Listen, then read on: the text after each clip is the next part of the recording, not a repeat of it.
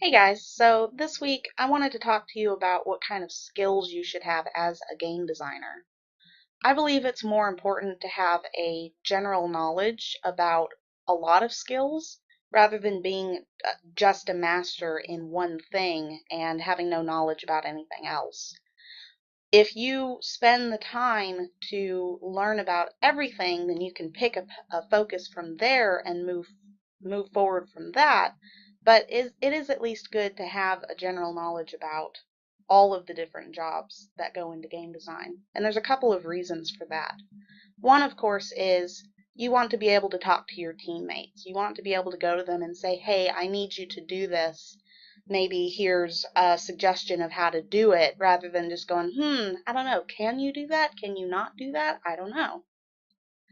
A bigger, probably a bigger reason is also you can do your job better if you know how other people are supposed to work with your assets.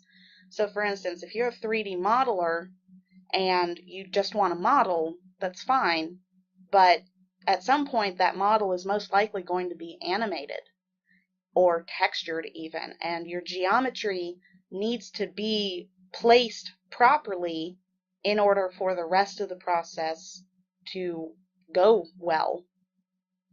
But also, um, bigger companies have the ability to hire people with like a specific skill set, but typically they don't hire people who don't have any professional experience. And so you're most likely going to start off in a small indie company or a small mobile development company or something like that. And so those smaller companies will most likely expect you to have a large skill set so that you can be useful throughout the entire process.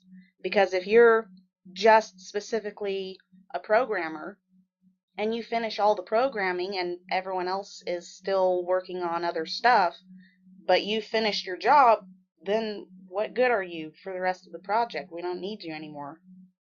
And so it's a lot better to have multiple skills so that you are valuable to the company.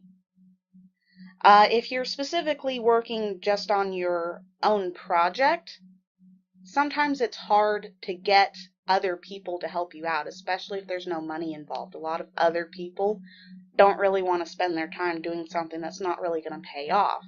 And so you may end up needing to learn how to do everything simply because you can't find help.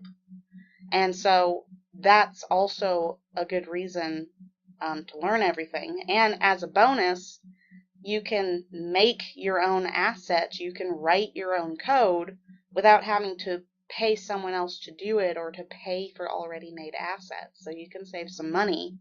And like I said, you can also become more valuable to companies in the future. So this is kind of part one of what skills you should learn.